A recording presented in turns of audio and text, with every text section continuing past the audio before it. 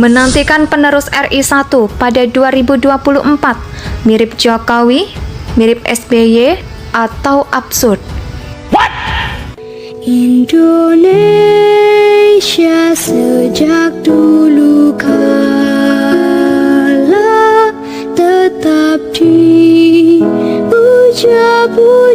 bangsa. Pernahkah kita menyadari bahwa dalam pemilihan pemimpin negara, khususnya sejak SBY berkuasa selama 10 tahun, rakyat lantas mencari figur yang berbeda dalam banyak hal, yang lantas mengarah pada sosok Jokowi. Ya, sosok Jokowi bisa dibilang antitesis dari SBY, dengan profil pribadi yang berasal dari rakyat biasa, tak pernah berkarir di militer. Dekat dengan rakyat, bisa disentuh dengan sangat dekat, tidak sangar dan jauh dari sosok otoriter.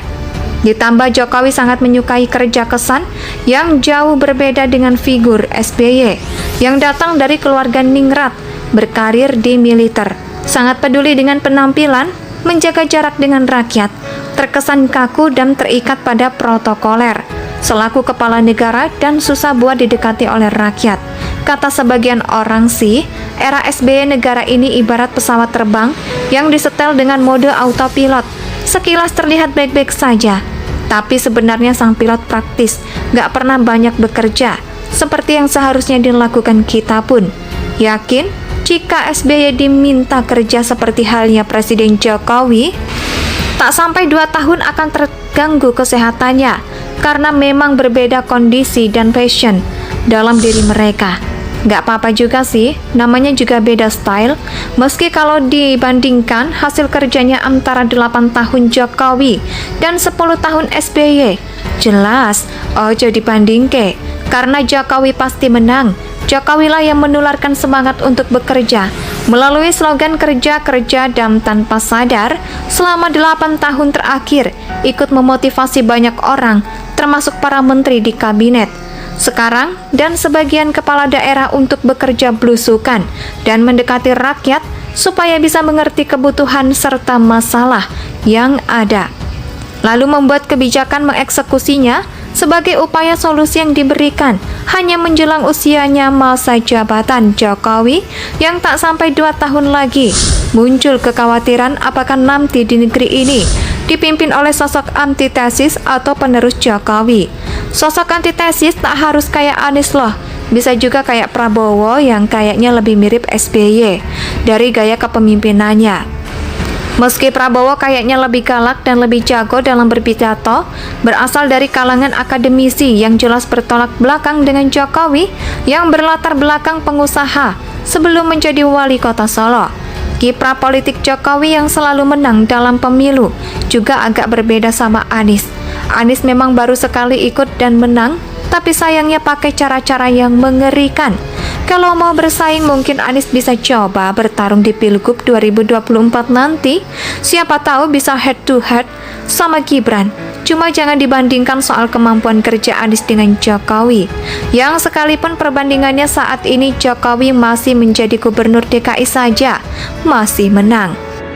Lalu bagaimana dengan Ganjar Pranowo? Sosok yang satu ini dianggap sebagai penerus Jokowi, yang paling pas berasal dari kalangan biasa, suka kerja, sangat bisa disentuh dan dekat dengan rakyat, nasionalis, dan kebetulan berasal dari partai yang sama, yakni PDIP.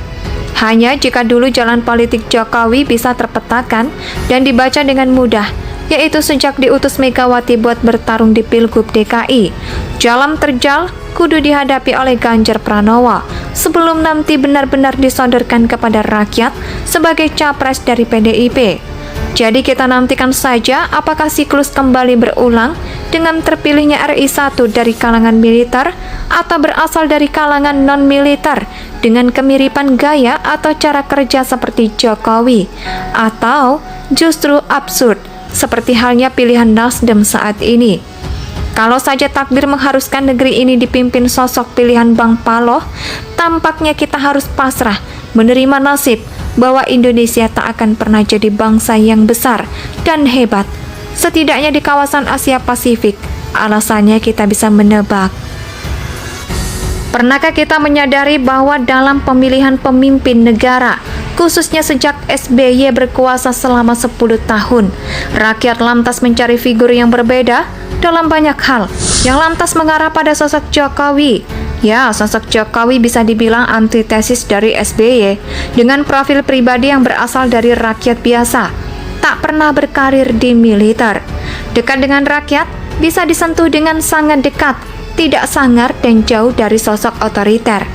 Ditambah Jokowi sangat menyukai kerja kesan yang jauh berbeda dengan figur SBY yang datang dari keluarga ningrat, berkarir di militer, sangat peduli dengan penampilan, menjaga jarak dengan rakyat, terkesan kaku dan terikat pada protokoler, selaku kepala negara dan susah buat didekati oleh rakyat. Kata sebagian orang sih, era SBY negara ini ibarat pesawat terbang yang disetel dengan mode autopilot. Sekilas terlihat baik-baik saja, tapi sebenarnya sang pilot praktis, gak pernah banyak bekerja, seperti yang seharusnya dilakukan kita pun. Yakin, jika SBY diminta kerja seperti halnya Presiden Jokowi, tak sampai 2 tahun akan terganggu kesehatannya, karena memang berbeda kondisi dan passion dalam diri mereka. Gak apa-apa juga sih, namanya juga beda style. Meski kalau dibandingkan hasil kerjanya antara 8 tahun Jokowi dan 10 tahun SBY, jelas ojo dibandingke, karena Jokowi pasti menang. Jokowilah yang menularkan semangat untuk bekerja melalui slogan kerja-kerja dan tanpa sadar selama 8 tahun terakhir ikut memotivasi banyak orang, termasuk para menteri di kabinet sekarang dan sebagian kepala daerah untuk bekerja belusukan dan mendekati rakyat supaya bisa mengerti kebutuhan serta masalah yang ada, lalu membuat kebijakan mengeksekusinya sebagai upaya solusi yang diberikan hanya menjelang usianya masa jabatan Jokowi yang tak sampai 2 tahun lagi.